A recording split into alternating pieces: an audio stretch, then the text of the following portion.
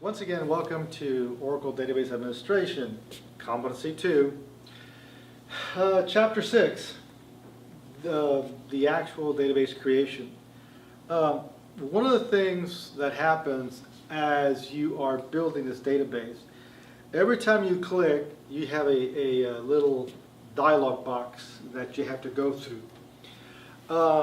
What happens is that Oracle is walking you through the mechanism of how you will manage this process.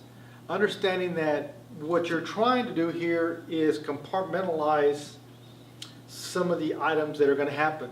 For example, as you're going to this process, the actual database, to some degree, should be separate from where the data is collected.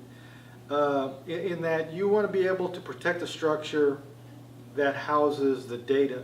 So when you save the data to one location, and it may be separate from where the actual instructions are.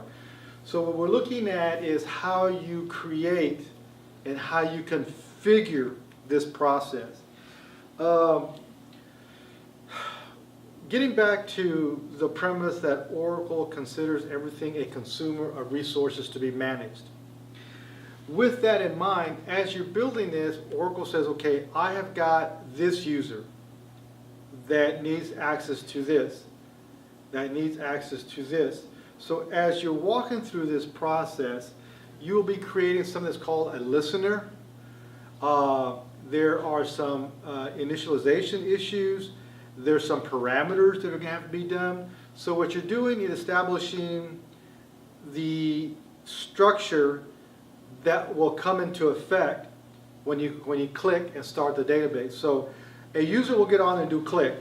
Well, when that user clicks, the structure that will come up to support the user has to be in place, and that's what Chapter 6 talks about. And that concludes Chapter 6.